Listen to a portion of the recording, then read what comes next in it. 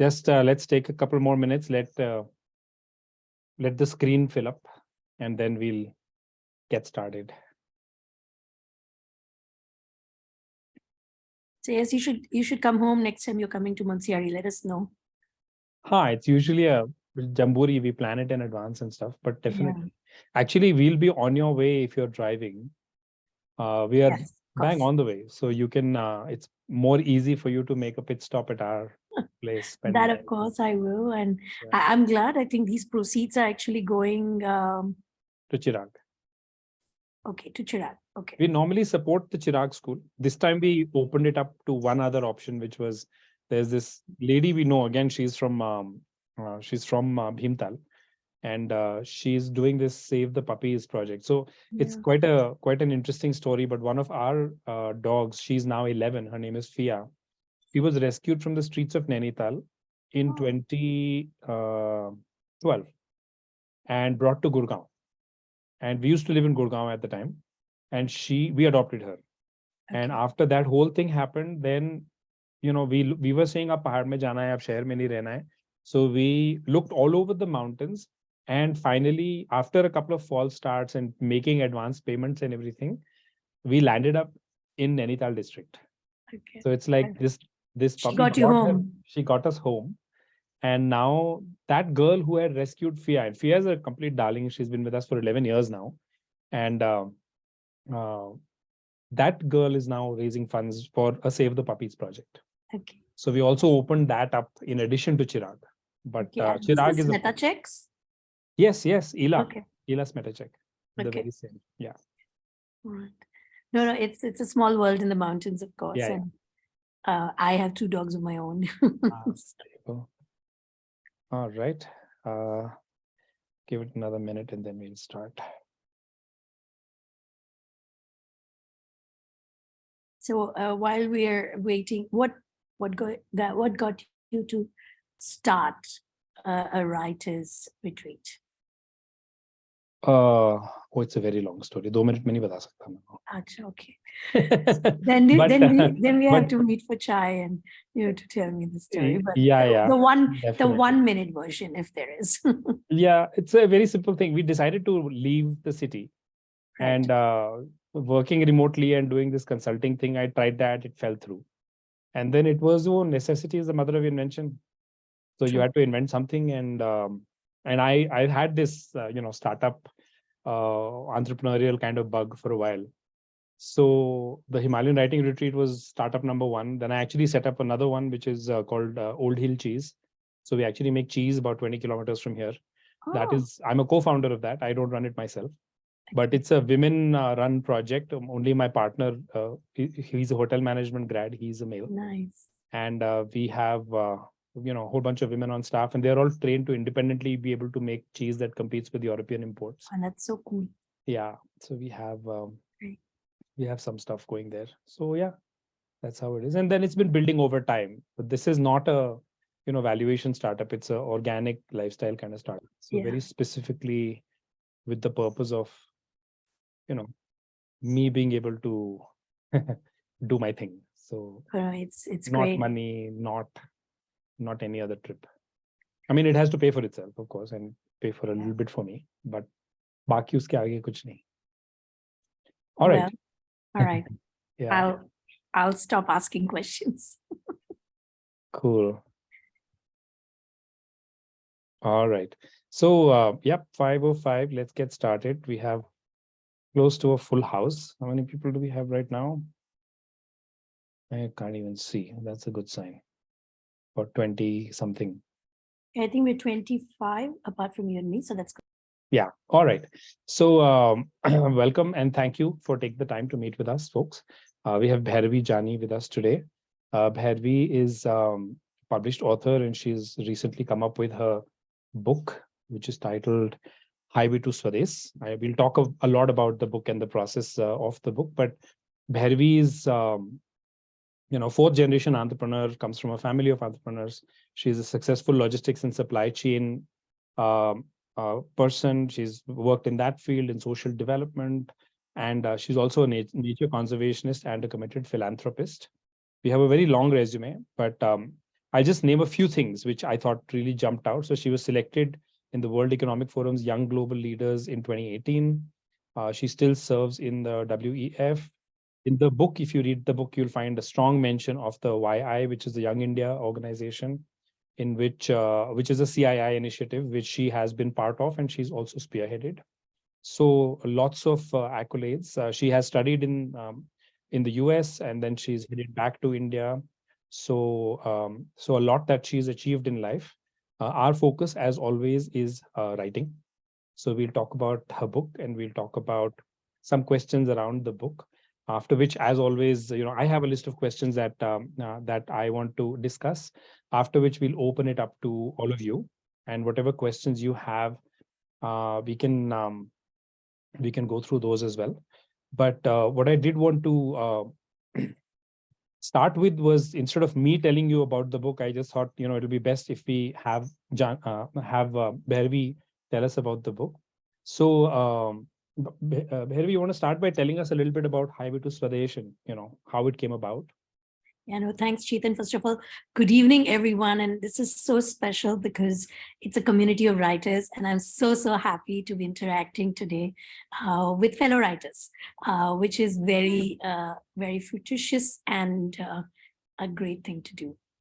Highway to Swades came because many years ago, when I was a very, very young 24-year-old, I was in a turbulent relationship with my identity as an Indian. And I was, as Chetan mentioned, looking for ways to see in the Young Indians organization, then only 30 people, now, of course, 5,000 plus across the country, on how do we involve more and more young people in the act of nation building. And I kind of understood that a lot of my questions were there because I didn't know enough about my own country. And so from that point on, I kind of made a covenant. This was, it's in the book. It was on the banks of the Ganga during a rafting trip. And I said, listen, whenever I'm going to get the opportunity, I'm going to travel, I'm going to learn, and I'm going to unlearn and learn constantly about my country. And so it was a long process, and kind of the pinnacle of it happened in 2014 when me, along with 3 other friends, decided to get in a car and drive 18,181 kilometers for 51 days across the country, apart from 2 or 3 states and 1 or 2 union territories which were offshore, like Andaman, Nicobar, and Lakshadweep. We kind of managed to go everywhere. And what I learned in that trip, because you sometimes go to one location, you come back and you grasp everything about that place, but how that connects with the larger narrative of the country, you don't really understand unless you travel the whole country together. And because it was general election time, Indians tend to be very, very vociferous during election time. And so we interviewed a large number of people, the roadside, while staying at people's homes, talking to people everywhere. And it kind of brought an idea in my mind that despite all our differences, and differences are wonderful, and we are a beautiful mosaic as a country, there were a lot of commonalities. There was a reason why this thing stayed together. And it wasn't just about the national flag. It just wasn't about the idea of a polity like a republic or cricket. But it was actually really about certain value systems that we held. And they, over the years, had translated into what I call in the book the superpowers of India. And that's why that journey, when I was going on, because we do some philanthropic work under the mentorship of A.R. Rahman, he was very keen when we were going that I give a name to the expedition. And so he said, call it Highway to Swades, because you're going to Swades, and Highway had just released and he had given music for it. So the name came from him. And so when I was writing the book, because a large part of the learning and the germination of it came from that trip, it was sort of, I would say appropriate to call it Highway to Swades, but it was about rediscovering our superpowers. So that was the reason to write the book, because I felt that I was being very, very selfish in not sharing what I'd learned with a large number of people, and that all these years of travel had actually allowed me to reconcile my relationship with my country so beautifully that I thought other Indians should also get a chance to do so. Okay, great. So I just did the math. 18,000 kilometers over 50 days is roughly 350 kilometers a day. Yeah. That's a lot of time on the road that you must have spent there. Yes, we only slept like 3 to 4 hours. It was nuts. And, we never had a plan. So till I think we reached Guntur, we finally sat down and we said, okay, no, we need to know. So we knew a general direction, but we kept ourselves pretty open. So it was quite an expedition, definitely. Right. And so, when you hear an introduction like that, or when you hear that as the context, what you expect is a book which is like a travelogue. But I bought the book, of course, and I read the book, and it's not a travelogue, and it's not even like a travelogue, because in my view, travelogues are about people sharing experiences, right?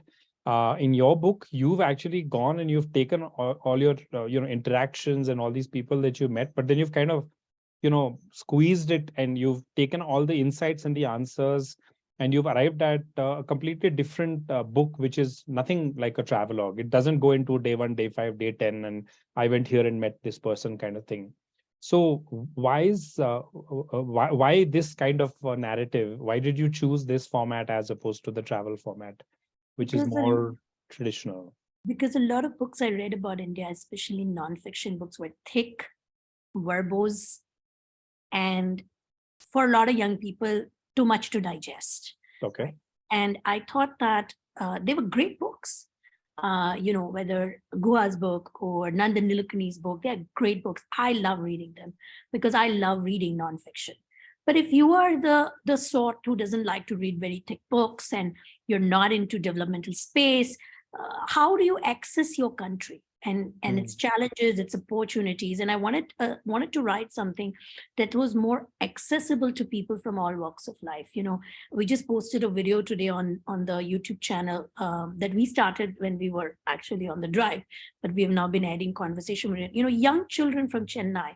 There's a choir in Chennai that read the book right before it came out, and they did a creative collaboration with me where they took each chapter and sang a song, and they could understand it. And I've done some work with senior citizen organizations, and they could understand it. So for me, it was very, very important that I write something about our India that is accessible to people from every walk of life. And I thought travel would be a wonderful way, because we all dream of going to places we have not been to.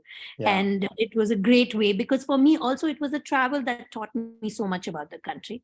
And I wanted to inspire people to say, listen, it's not always Hong Kong or Switzerland or, Machu Picchu you need to travel. You could go to Unnakoti in Tripura and see Oh, yeah.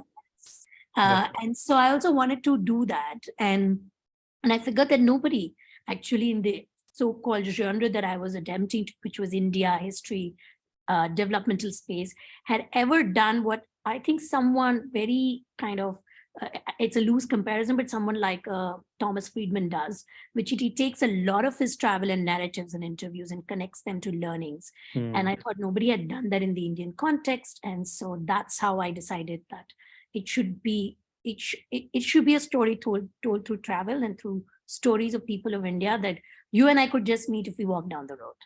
Right. Okay. And one thing which I was curious about, because I talked to a lot of writers and aspiring writers, and this whole chapterization, and how many chapters should we have, and how should we set up the book, and what will be the flow. So how was it, like, did you know when you started, before you started writing, these will be the 13 chapters, and this will be the opening, and this will be the 12 superpowers? Or was it a evolution, and a kind of a organic process which involved a lot of heartache and drafts getting torn up and stuff like that? So first of all, I was a hesitant writer because I really, for the longest possible time, thought I had nothing useful to say. And so I was thinking of blogs, etc. And then there was a lady who was writing a book, Rinku Paul, about women from legacy businesses in the country. And she wrote a chapter of me. And when I was giving her drafts back and forth about, she would send things and she said, listen, why didn't you become a writer? And I said, are you crazy? I can't write, and it takes too long and it's too cumbersome. And I don't think I have anything to say. She introduced me to Kanishka Gupta from the writer's side. And I have to give credit to Kanishk. He convinced me to write. And then he gave me a framework of what you call a book proposals that writers send to publishers. So I was very, very fortunate to know Rinku, and then through her know Kanishk, who's a very, very dear friend now. I believe your community has interacted with them already. And so there was a structure he gave. And he said, listen, it's important that from day one, you start structuring your thoughts. So it took me a really long time, because when I first saw the proposal, I thought said likhna hi nahi hai. So he gave it to me in January of 2019. Until August, though, I had not even written one word. Then he started calling saying, "Arey, kya hua? Likhna hai, nahi likhna hai?" And I said, "Nahi, nahi, likhna hai." So he said, "I don't. This will go endless. I want by November 30th your proposal." Yes. So I said, "Okay, now there's a deadline." And I sat down, and of course, I knew. I mean, there were a lot of journaling that I had done. We had done a lot of interviews, so I knew that there were these powers and strengths. I wasn't sure whether I should call them superpowers or not, but then we eventually decided to do so. And the first draft that went was called India's Hidden Superpowers. So it was clearly, it had the 12 powers. And I was, I first draft, I sent it to Can. He sent it back saying nahi aur likho. So actually my book proposal itself was 100 pages. A proposal was 100 pages? Yeah. So, Wow. Okay. because Siddesh, who commissioned the book at Harper Collins, he said, "Listen, you've already written 1/3 of the book. Why will I not commission it?" So Okay. so I think that helped writing a detailed proposal, the first sort of scant and wireframe draft, I call it, really. Right. But I changed a lot then along the way, of course. I mean, then there was a long journey of like going back. Okay. Okay, cool.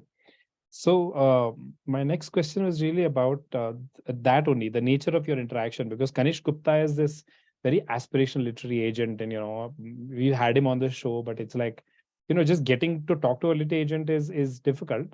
Things that I think that definitely went in your favor was you were writing nonfiction, and you had a very interesting trigger, the 18,000-kilometer drive across India. That makes for a very nice hook for people to hang on to. But outside of that,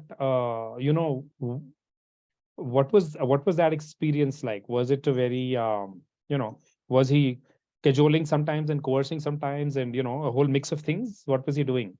So, And how much constructive writing direction did he give you as well? Yeah. Actually, yeah. So this is going to be a longish answer, but I'll try to break it in 3 parts. One is my own hesitancy, right? I didn't know what an agent looks like. So I was very scared because, I come from Bombay and I have this idea of these Bollywood and advertising agents. And and I really thought, an agent in that frame. And I said, oh God. So I took my husband along with me because I said, Are koi to chahiye. Don't want to meet some agent alone. So I really had and a very funny, I met him at Starbucks, and I later on I told him, Can, this is what I thought. He said, what do you think I was? Like, what do you think goes on in the writing world? I said, I don't know, but I was very, very scared with the word agent, right? And I think that word does disservice to the role that this person plays in your writing journey. And so Kanish, as I said, gave me framework. When I went back to him and said, should we just write about a travelogue? He said no, because he said, nobody wants to know what you did on day 5. You have much more knowledge to contextualize this better. And your idea is good that you want to write an India book, then use travel, but do a larger framing. So he helped in thinking through that. He helped in reaching to publishers. I had 2-3 proposals back from publishers, and one, he said, nahi, isko haath mat lagao. So because he knows the trade, he can tell me who's shutting down or who's taking less interest in the writers, who is better staffed, who has better distribution, because these are trade things, as somebody from outside, you would not know. And so he guided me there. And then, I am I'm kind of a centrist in my thoughts and ideology, where I do believe that markets have to be used for developmental work. And so I wanted somebody to challenge that. And so I asked Kanish, saying that before I send it to Harper, I want someone to, from a political ideology perspective, because this is a political economy book, like you rightly observed, to challenge that. And he found me pretty left writer, Narayani Basu, historian. She does lean to the left in her political opinions. And there were 2-3 others. So, we were looking, and Narayani stood out because I think she had a policy background. She had a background in foreign policy. She had a background in history. And I thought this would be the correct person to, test out the ideas. So Narayani, I did a lot of back and forth on the draft. So she was my Right. first editor, if you will. Right. So he helped me with that.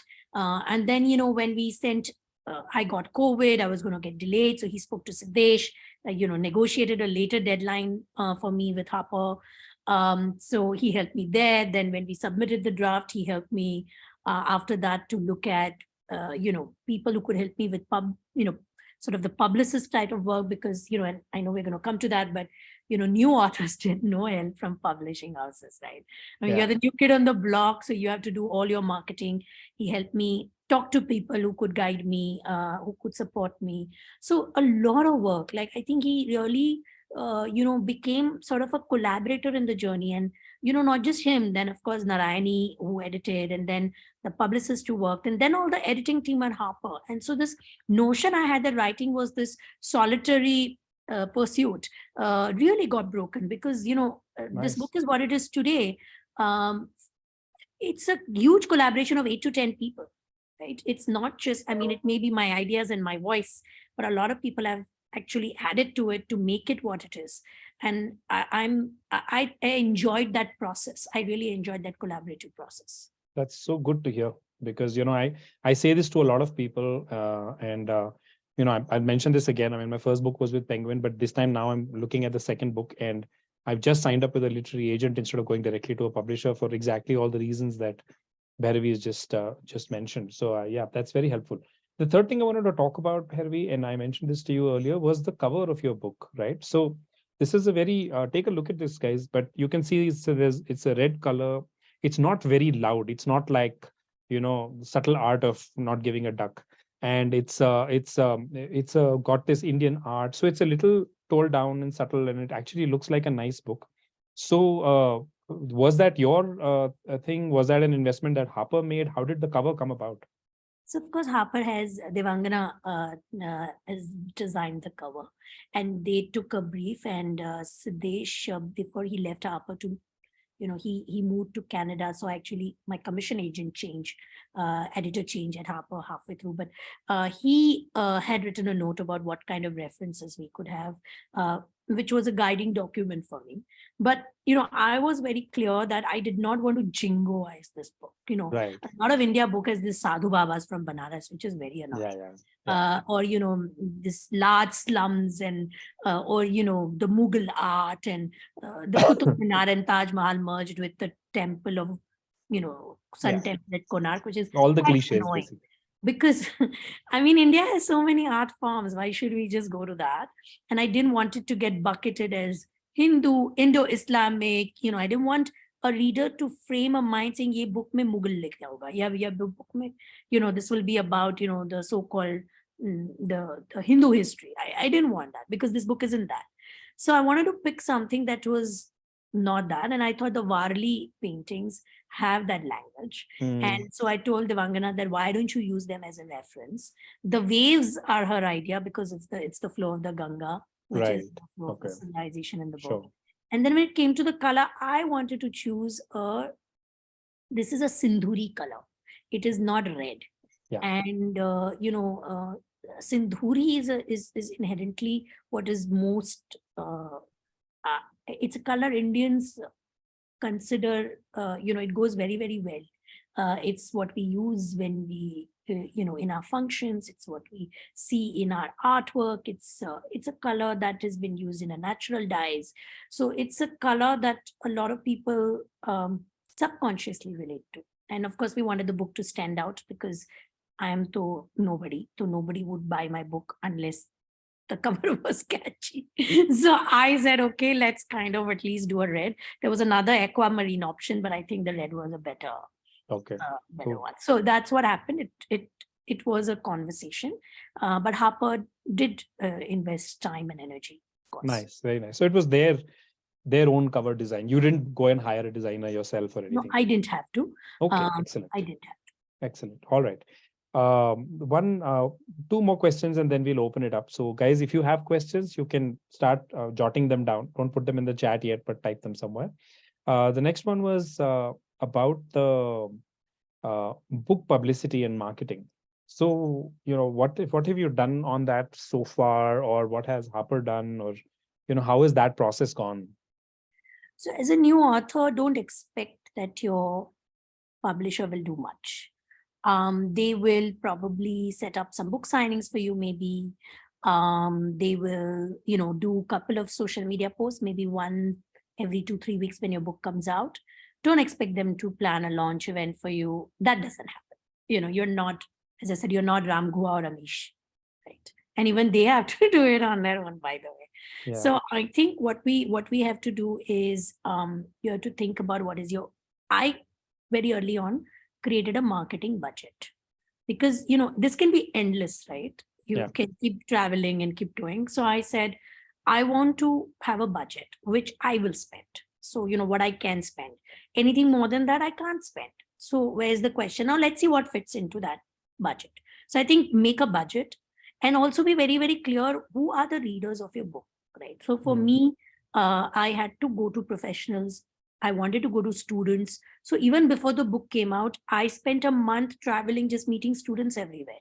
I went to talk to students at Rashtriya Raksha University in Ahmedabad, at Kashmir University, at Nehu in Shillong, IIM Shillong, Kashmir University. I went to students actually a lot, even though this book is a hardback and higher priced. Yeah. But, I wanted the conversations to start and understand and reach. That was one.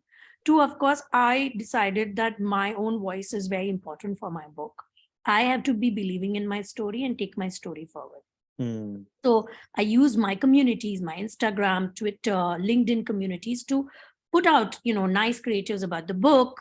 And you can hire freelancers who maybe for 20,000 rupees a month will give you, say, 12 creatives or 15 creatives, and you can use them. I, of course, was fortunate. I had done so much of travel, and we had so much of content from those travel that we could use some of that. And of course, then you based on your budget, based on your intent, you can engage media. I chose, even though the book is in English, I chose to engage with regional language media as well. Hindi in Chandigarh, Tamil in Chennai, Telugu in, Hyderabad, because, Assamese in Guwahati was very, very important for that non-English readers and a lot of regional readers, even though they read English, the paper they read is their regional language paper. Yeah. So I wanted to reach that audience.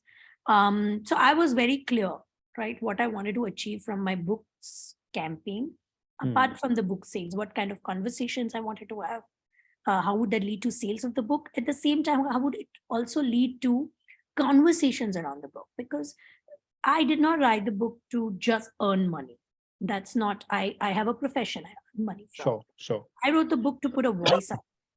And I wanted to make sure that I had more and more conversations with people who wanted to add their voice to this conversation.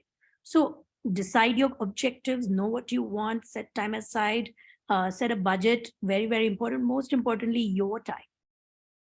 A lot of my time goes in for the book, almost I would say half my time, which is a lot. I'm told it will reduce over the years, but I think what your book has is you. So you have to be there all the time for it. Cool, great, very interesting. So last question, and I'm sure a lot of people, I know Monish would definitely have this question in his mind. What car were you driving? It was a 2007 Scorpio.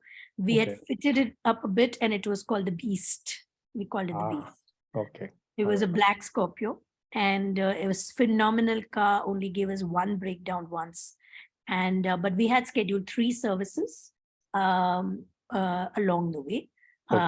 Every 10 days, we had a day down for servicing, and so we would locally use an auto or something else while the car would get serviced. So Edgy K. Uma Mahesh, who was on the drive, was has been in motorsport like for 20 years before we went to the drive. He was the Deputy Secretary Formula One India. He was brainchild behind Asian and BIMSTAC rallies. So we had a lot of experience on the car for sure. So you had some good expertise with you. That's always nice. All right, cool. So questions, folks. You can we already have the first question here. Kanwal is asking, can you share the structure of the book proposal Kanish gave you? You're on mute. So I can tell you what sections it has. It's basically very simple. What is the central message of your book? Why this book? why this book is important, not for you, but why is it important, why this book must come out, why you are the person who should be telling this story and not William Dalrymple or, Anchal Malhotra or, Janice Pitcher. Why is it that you have to be telling this story? And then a basic chapter synopsis, maybe about 200 words for each chapter. I would say if you can write at least a 500 to 700 word for each chapter, nothing like it. So yeah, why this book, why you should be writing it, and the chapter synopsis, and of course, why now, like why this book is important now. That's the overall structure. I hope that helps you, Rajiv, but it tends to be very different for nonfiction and fiction. So I think that way she was lucky because she was writing in the right box. It was nonfiction and it had a very nice hook. So those are very compelling reasons for someone to engage. The fact that Kanishk met with her and pushed her to write even when there wasn't a book, so he must have a lot of faith in the idea of the book. So that was definitely coming through. Next is more a comment and a question. Jessica is saying, love your background. It reminds me of the Himalayan Writing Retreat. That's interesting. Okay. Yeah, I've spent a couple of years in the US, so maybe or I was in the corporate world, so maybe that's what she's talking about. Ram has a couple of great questions. He's saying there was quite a gap. I was also thinking about this actually. There was quite a gap between the road trip and writing the book. So did you keep notes during the trip or did you recall experiences from memory? Lots of notes. In fact, when I started writing the book, it was in the first week of the pandemic. And I had no clue that for almost 2 years, I'd not be able to come down to Gurgaon to do any research. So that's why all my research was online. But luckily, I had the hard drives of our interviews, raw footages, processed videos from our drive. And I had my notebooks and my reference books because those I keep in my home in Munsiari in the mountains where I live half the year. So that really, really helped. So a lot of notes, lots. And of course, a lot of research. It took me 6 months to research also, cross-referencing more up-to-date data and things like that. Yeah, that was the next question. V. Gangan has a question. As you targeted non-English newspapers, visited non-metro colleges, and we know India thrives in regional languages. Did you consider translating the book in one of the Indian languages to increase the reach? Yes, no, definitely Hindi is on the cards. So sometimes the conversation is, so Harper will have to, Harper has the rights for all languages world over. So we are in the conversation whether they would like to do it. They would want to give me back the rights to do it. So we are in that conversation right now. But definitely a Hindi translation is coming in the next 1 year. Right. Because it does take time to translate, by the way. Yeah. And also, I mean, the book publishing process, it's right now in hardback and it's $700. Okay. It's really expensive. But after this, the paperback will come out. And once the paperback is out, Hindi will almost certainly be only a paperback. So it will be the evolutionary stage, but I can definitely see a book like this having a strong market in Hindi.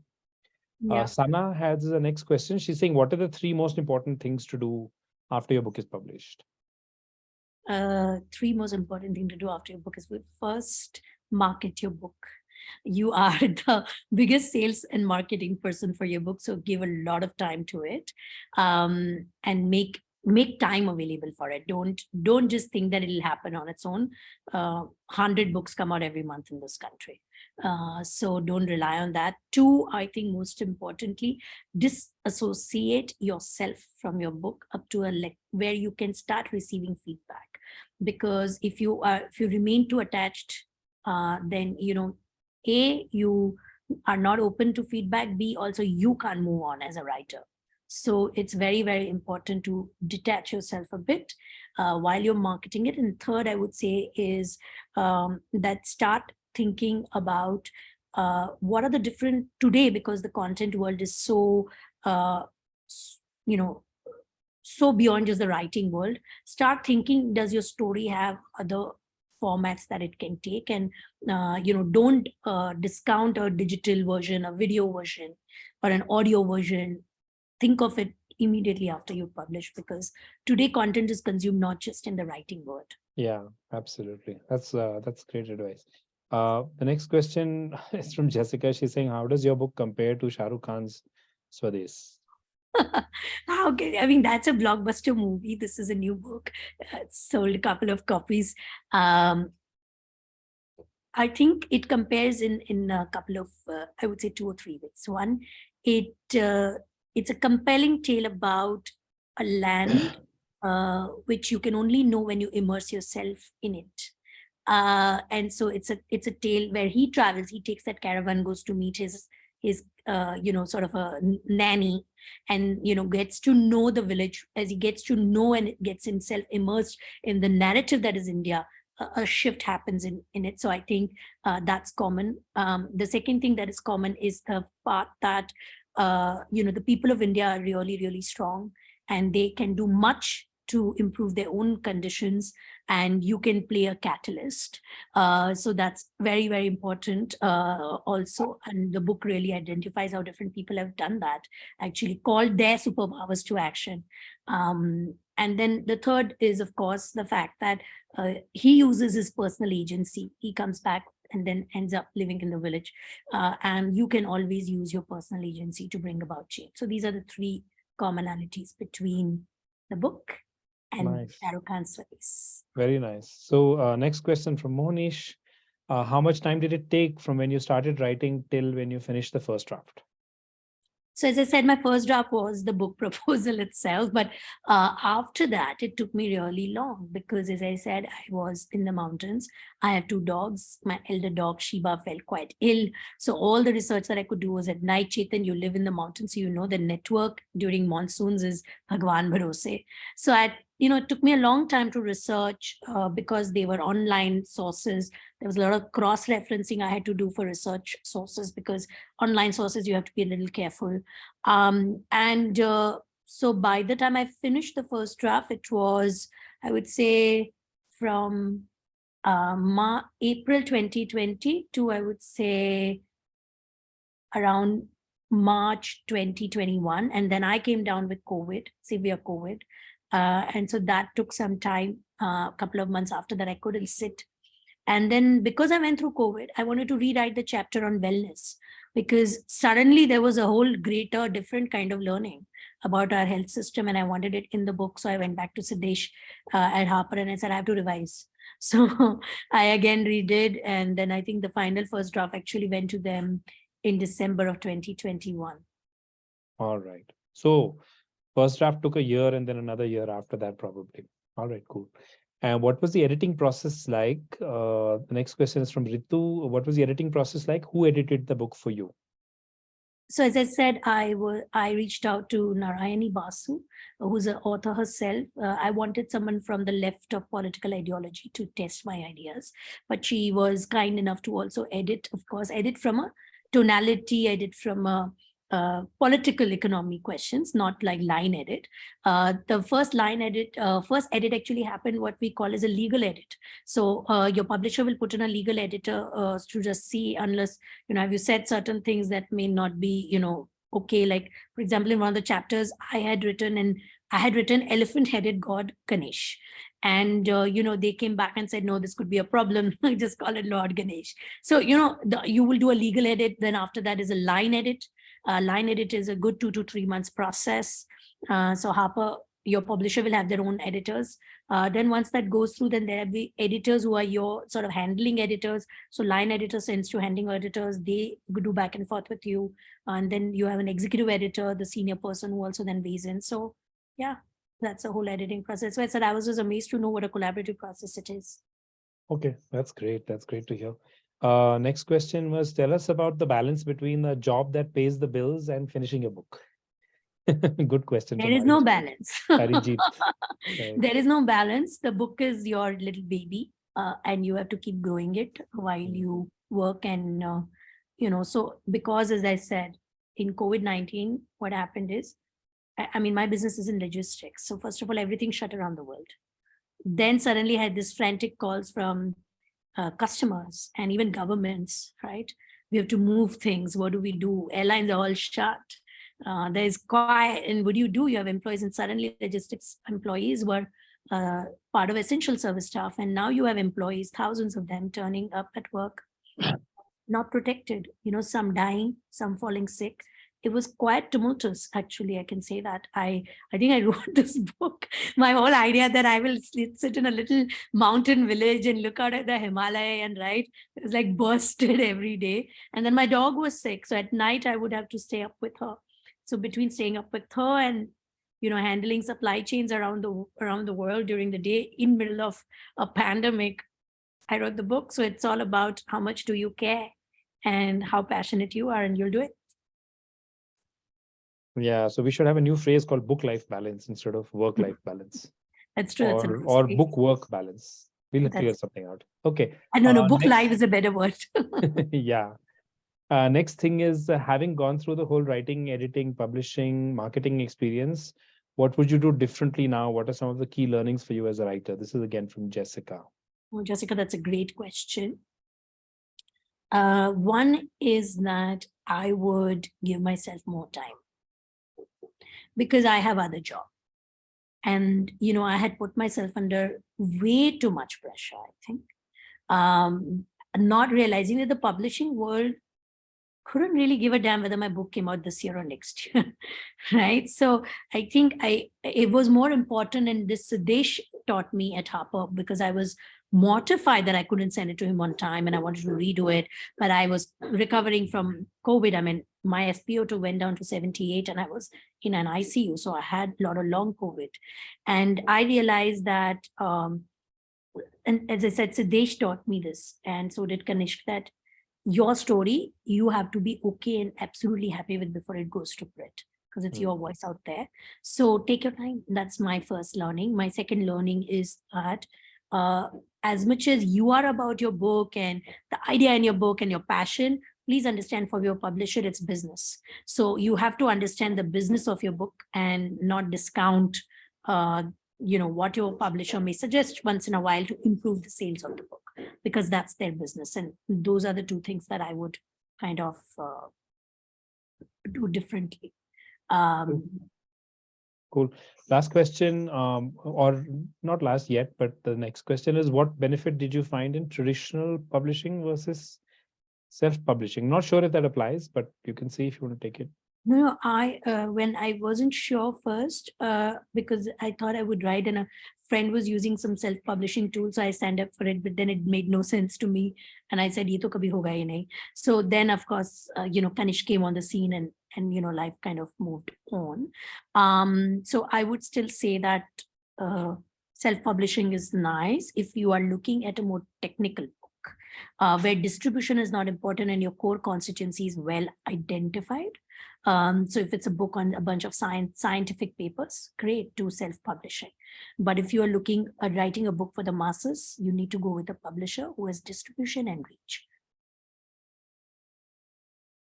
Perfect. Great answer. Thank you so much. Sai has the next question. Were you skeptical about the purpose of your book would serve, and how much does talent matter vis-a-vis self-belief? I think you sort of answered this already, but yeah. Well, I would say that I was never skeptical about my book. I can say that I've always been very, very sure about what I wanted to say, and its relevance out there. So I was very sure about that. Talent, you mean writing talent? Of course it matters. Writing talent definitely matters, and so does self-belief. But at times when, you have a writer's block, or you are not able to, your structure just sucks and you can't move past it, I think self-belief helps you overcome some of those impediments. All right, great. We're close to the end of our time. We have a little bit more, but not too much. So if there's no further questions, we can move on. I can see a very nice sunset outside, so I'm just going to step outside and give you guys a glimpse, because a lot of people keep asking questions about the Himalayan Writing Retreat. Or kya hai aur kahan hai? So ye hai bhai.